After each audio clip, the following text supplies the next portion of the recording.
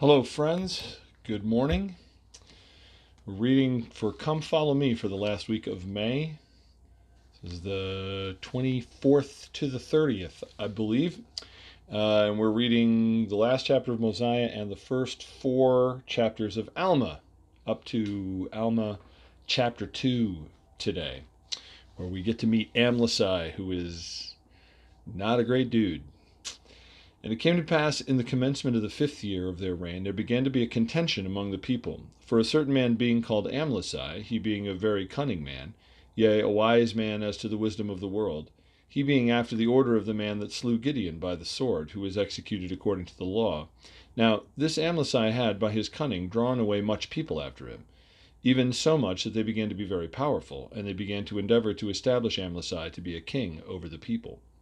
Now this was alarming to the people of the church, and also to all those who had not been drawn away after the persuasions of Amlici. For they knew that according to the law that such things must be established by the voice of the people. Remember here, this has only been a few years. They've only been under the judges for about 5 years. So it's not surprising that for a fair number of people in the Nephite community, this is still really weird. And I'm certain, well, obviously, there's a group of people within the Nephite culture who would really like to just go back to the old system, to go back to having a king. It's really tough for people who are super rich and powerful to not be quite as super rich and powerful anymore, and that tends to be the kind of thing that can split a culture. Well, here you go. And it came to pass, established by the voice. Therefore, if it were possible that Amlici should gain the voice of the people, he, being a wicked man, would deprive them of their rights and privileges of the church, for it was his intent to destroy the church of God. That's verse 4. Verse 5. And it came to pass that the people assembled themselves together throughout all the land, every man according to his mind, whether it were for or against Amlici, in separate bodies, having much dispute and wonderful contentions one with another. And thus they did assemble themselves together to cast in their voices concerning the matter, and they were laid before the judges. And it came to pass that the voice of the people came against Amlici, that he was not made king over the people. Now this did cause much joy in the hearts of those who were against him, but Amlici did stir up those who were in his favor to anger against those who were not in his favor.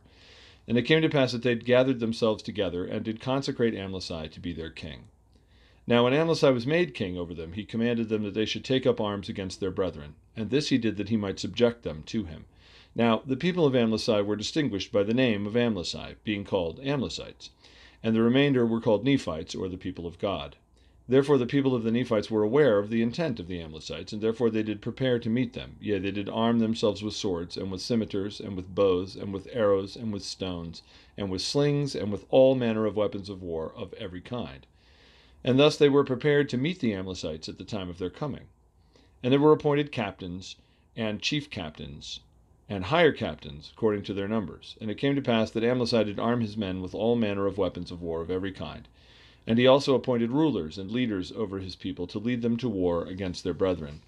And it came to pass that the Amlicites came upon the hill Amnihu, which was east of the river Sidon, which ran by the land of Zarahemla, and there they began to make war with the Nephites. Now Alma, being the chief judge and the governor of the people of Nephi, therefore he went up with his people, yea, with his captains and his chief captains, yea, at the head of his armies, against the Amlicites to battle. This despite Alma's obviously not a warlike dude. Like this is just his responsibility. He feels like if he's going to send his people to war, then he's going to have to go with them. I think that's pretty noble. And they began to slay the Amlicites, verse 17, upon the hill east of Sidon. And the Amlicites did contend with the Nephites with great strength, insomuch that many of the Nephites did fall before the Amlicites. Nevertheless, the Lord did strengthen the hand of the Nephites, that they slew the Amlicites with great slaughter, that they began to flee before them. And it came to pass that the Nephites did pursue the Amlicites all that day, and did slay them with much slaughter, insomuch that there were slain of the Amlicites 12,532 souls, and there were slain of the Nephites 6,562 souls. And it came to pass that when Alma could pursue the Amlicites no longer, he caused that his people should pitch their tents in the valley of Gideon, the valley being called after that Gideon, who was slain by the hand of Nehor with the sword. And in this valley the Nephites had pitched their tents for the night. And Alma sent spies to follow the remnant of the Amlicites, that he might know of their plans and their plots, whereby he might guard himself against them, that he might preserve his people from being destroyed. Now, those whom he had sent out to watch the camp of the Amlicites were called Zeram and Amnor and Manti and Limher. And these were they who went out with their men to watch the camp of the Amlicites. And it came to pass that on the morrow they returned into the camp of the Nephites in great haste, being greatly astonished and struck with much fear, saying, Behold, we followed the camp of the Amlicites, and to our great astonishment, in the land of Minon, above the land of Zarahemla, in the course of the land of Nephi, we saw a numerous host of the Lamanites, and behold, the Amlicites have joined them. And they are upon our brethren in that land, and they are fleeing before them with their flocks and their wives and their children towards our city. And except we make haste, they obtain possession of our city, and our wives and our fathers and our children be slain. And it came to pass that the people of Nephi took their tents, and departed out of the valley of Gideon toward their city, which was the city of Zarahemla. And behold, as they were crossing the river Sidon, the Lamanites and the Amlicites, being as numerous almost, as it were, as the sands of the sea, came upon them to destroy them. Nevertheless, the Nephites, being strengthened by the hand of the Lord, having prayed mightily to him that he would deliver them out of the hands of their enemies, therefore the Lord did hear their cries, and did strengthen them, and the Lamanites and the Amlicites did fall before them. And it came to pass that Alma fought with Amlici with the sword, face to face, and they did contend mightily one with another. Now it came to pass that Alma, being a man of God, being exercised with much faith, cried, saying, O Lord, have mercy and spare my life, that I may be an instrument in thy hands to save and preserve this people. Now when Alma had said these words, he contended again with Amlici, and he was strengthened, insomuch that he slew Amlici with the sword. And he contended with the king of the Lamanites, but the king of the Lamanites fled back from before Alma, and sent his guards to contend with Alma. Wimp. I think that every time I read that. But Alma, with his guards, contended with the guards of the king of the Lamanites until he slew and drove them back. And thus he cleared the ground, or rather the bank, which was on the west of the river Sidon, throwing the bodies of the Lamanites who had been slain into the waters of Sidon, that thereby his people might have room to cross and contend with the Lamanites and the Amlicites on the west side of the river Sidon.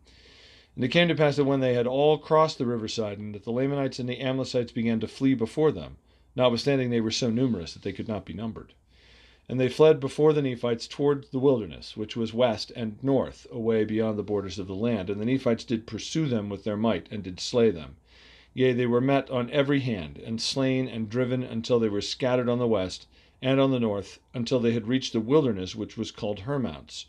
And it was part of the wilderness it was that part of the wilderness that which was infested by wild and ravenous beasts. And it came to pass that many died in the wilderness of their wounds, and were devoured by those beasts, and also the vultures of the air, and their bones have been found, and have been heaped up upon the earth. Things do not end well there. We'll move on to chapter 3, and some description of something they find when they review the dead of the armies of the Amlicites.